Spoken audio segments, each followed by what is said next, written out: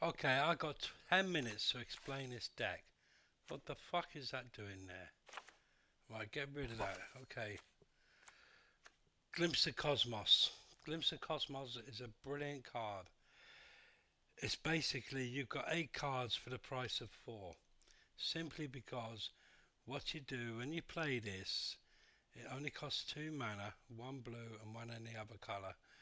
You play this card and you decide you get a choice of 3 cards and you play one of those 3 cards.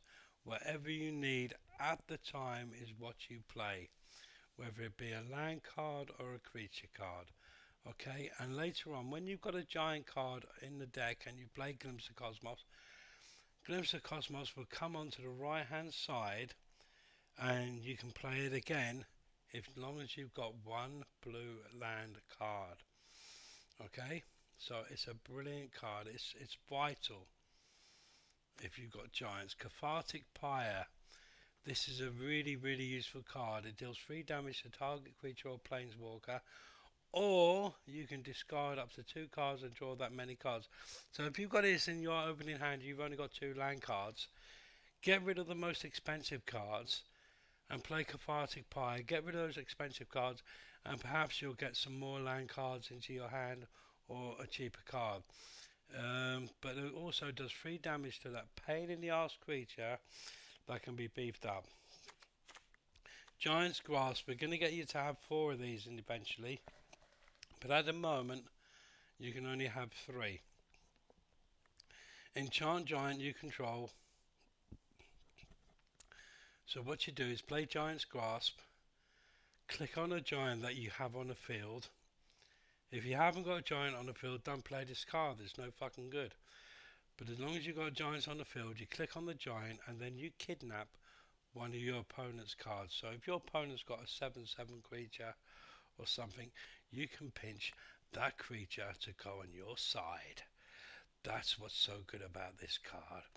And it's 2 blue and it's 2 any other colour. Basalt Ravager will probably phase this card out, but at the moment it's in your hand, it's in your deck, and it's a useful card.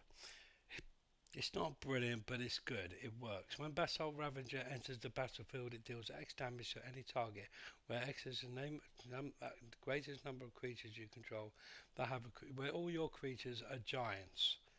So if you've got 2 giants on the field, you can do 2 damage to your opponent or to another creature.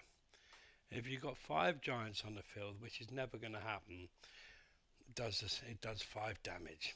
Calamity Bearer. Now this is probably the most important and best card in the deck. That's why you've got the total of 4. If giant resource you control would deal damage to a permanent on a player, it deals double that damage. So if you've got Quake Breaker, it does 10 damage. Don't forget it only has 4 defense, but it's got 10 damage. All the giants do double their power, okay, to your opponent or whatever, okay. So Calamity Bearer is good. Quake Breaker. Now Quake Breaker, as soon as you can play this card, play it, even if it's at risk of being killed, because it goes into the graveyard. It can still do 2 damage from the graveyard.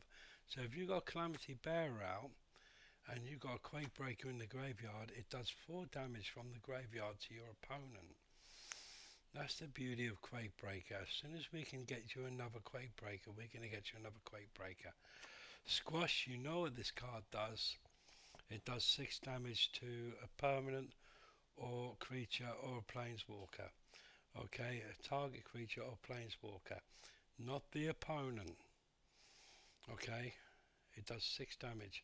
And if you've got a giant out, it only costs 2. It costs 3 less to cast. It only costs 3 cards to play. Battle of Frost and Fire. This is probably one of the second greatest card in this deck. Why? Because it deals 4 damage to each non-target giant creature and each planeswalker. Does 4 damage. Only 4. Okay, let's bear that in mind. And then on your second turn, after you play this card, you scry 3 cards.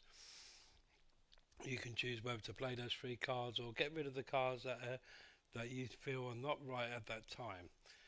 And the third turn, whenever you cast a giant spell with mana value 5 or greater this turn, you draw 2 cards and then discard a card. Okay, it's a brilliant card. It's absolutely brilliant. Escapable Blaze. You've only got 2. I will probably phase this out of your deck eventually. It does 6 damage to any target. 6 damage to any target. That could be a creature or a player. You have to work out which is the best thing to play at that time. Cyclone Summoner. Now we're going to try and get you another Cyclone Summoner over the next week or so. Okay. When Cyclone Summoner enters the battlefield, if you cast it from your hand, return all permanents to their owner's hand except for giants, wizards and lands. So your opponent is going to lose all their cards and have to start playing them again. And don't forget, it's a 7/7 creature as well. So if you've got Calamity Bearer, the next go it can potentially do 14 damage next go. Cinderheart Giant. Okay. When it dies, it deals 7 damage to a target creature at random. It's a 7/6 creature. Again, it's useful if you've got Calamity Bearer out. Okay, yes, this is an expensive card, and we're going to probably phase this card out. But at the moment, with what resources you have, it's good. Okay, and then we've got we've got 24 lands.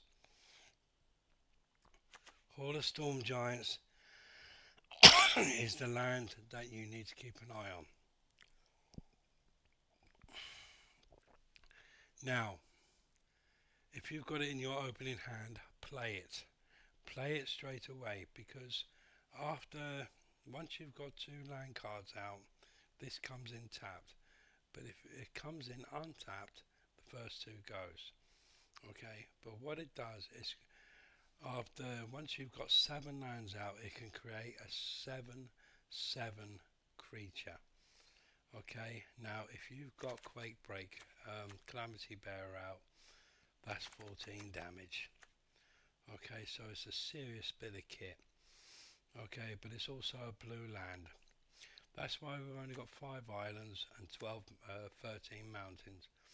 River Glide Pathway, you choose which. You need a couple more of these, to be honest. But you've only got 2 at the moment. But basically, you can choose what land it can be. It can either be a red or a blue. Okay? So, bear that all in mind. This is one powerful motherfucking deck. But you got to know how to play it. And the only way you're going to learn how to play it is to keep playing Sparky, or keep playing me and get used to how to play it. Okay? But it is good fun, and you will do well with this deck. Thank you for watching.